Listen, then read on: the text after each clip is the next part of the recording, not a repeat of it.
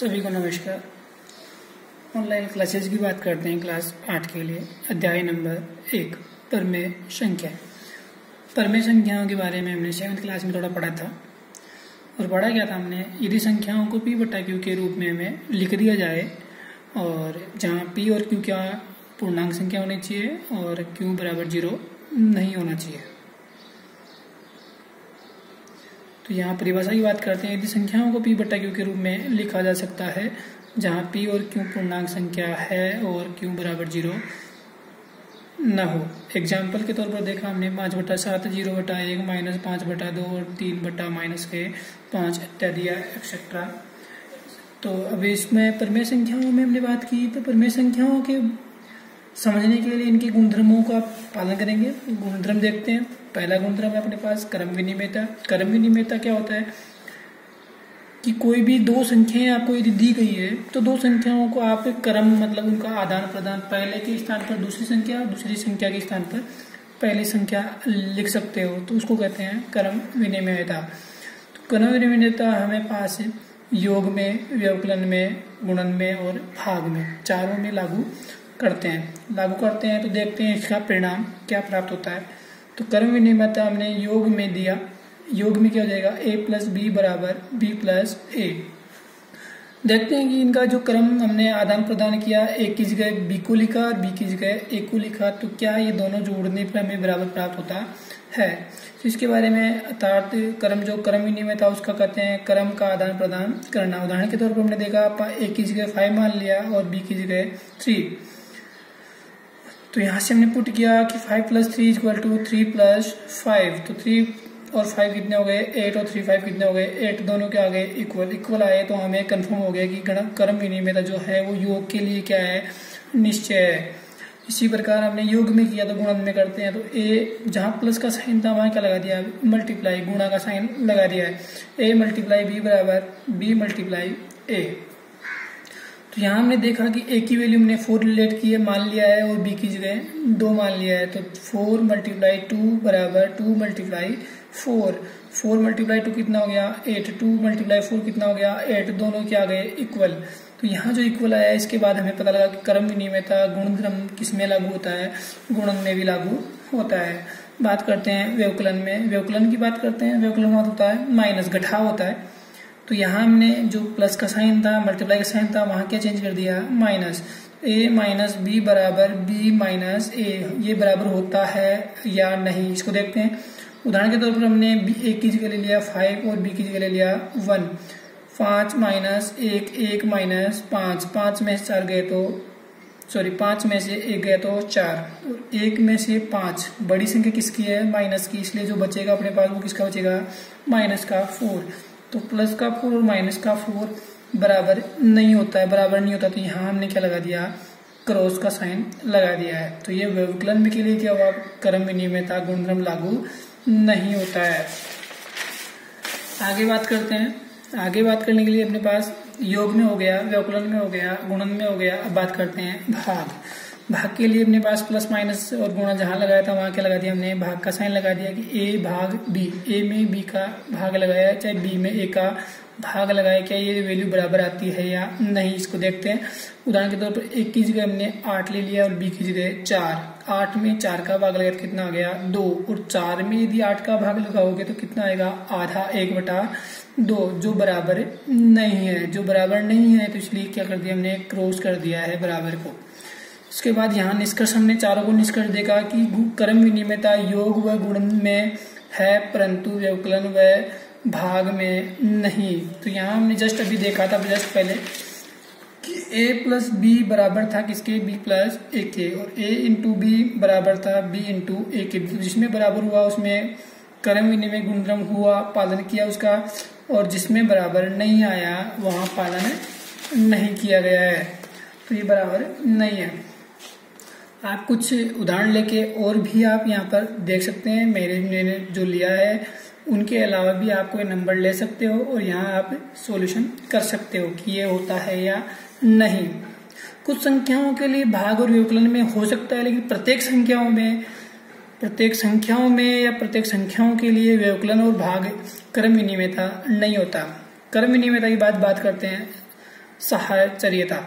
साहचर्यता होता है बेटा कि एक का साथ छोड़कर दूसरे के साथ होना। साहचर्य मतलब दो संख्याएं हैं आपके पास, दो संख्याओं में एक संख्या ने पहली संख्या को छोड़ दिया और दूसरी अलग से कोई संख्या ली उसके साथ हो गए। मतलब यहाँ बात करते हैं योग के लिए, तो योग के लिए बात करेंगे तो a प्लस बी प्लस सी, यहाँ b और c क्या थे, पहले साथ में थे, जो आगे आया तो a प्लस बी, मतलब b ने c का साथ छोड़ दिया और b ने किसका साथ ले लिया, a का। तो यहाँ a प्लस बी अलग आ गया और c अलग आ गया। तो यहाँ a की वैल्यू, b की वैल्यू और ये c की वैल्यू दोनों हमने रख दिया है, पुट कर दिया इनको।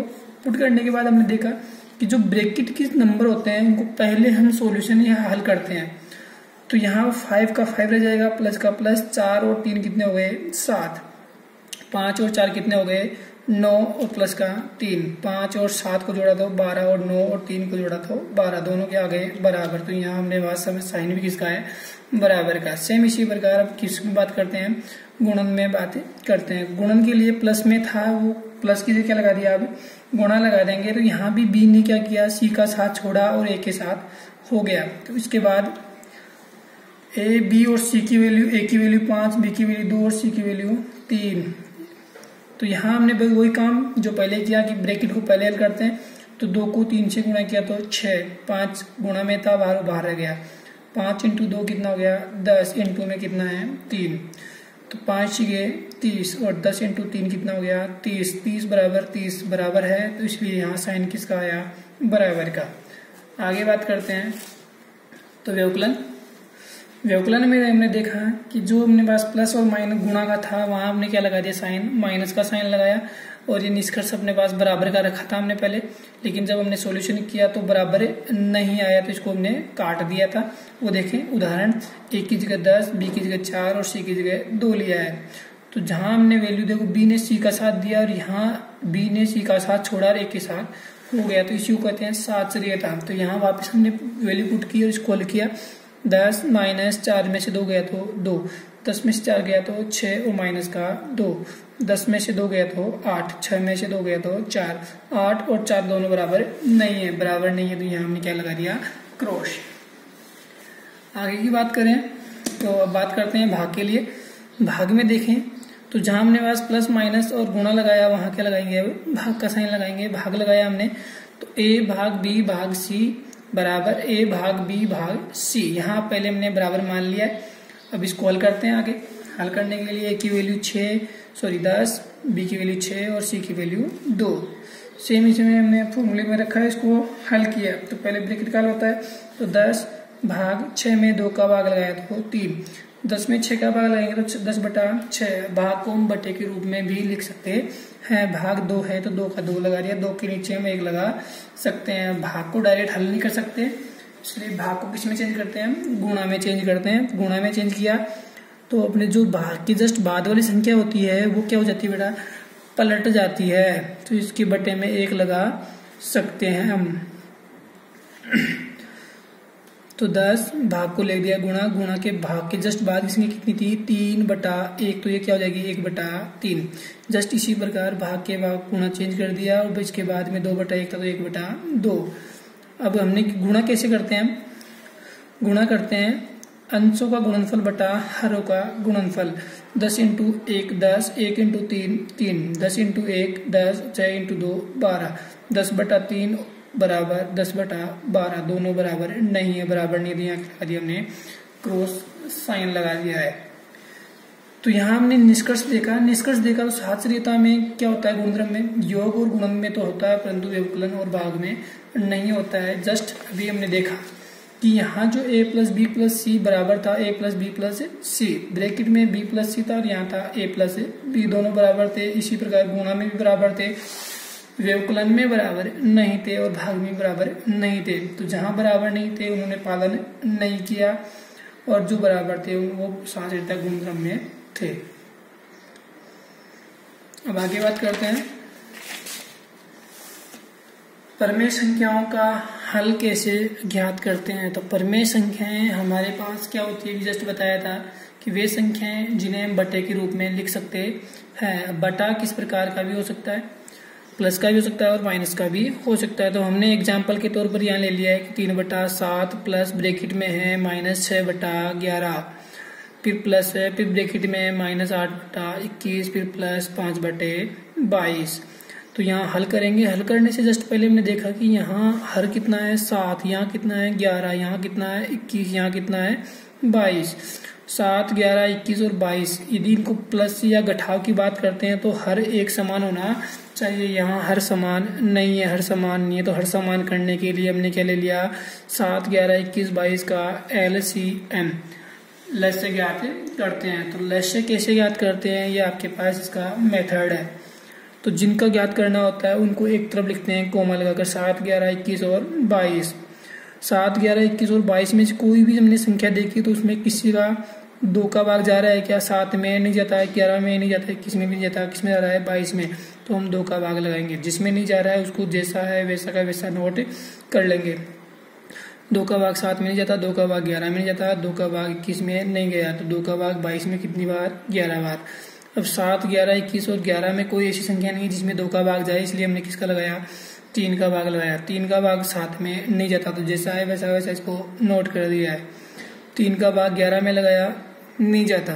3 का भाग 21 में जाता है, कितनी बार, 7 बार। 3 का भाग 11 में लगाया, नहीं जाता। इसके बाद हमने 7, 11, 7, 11 ऐसी संख्याएं ढूंढे जिनमें इनमें किसी भी नंबर में भाग जाए 3 का या 3 से बड़ी संख्याओं का। 2 का नहीं जा सकता, 2 का पहले जा चुका है।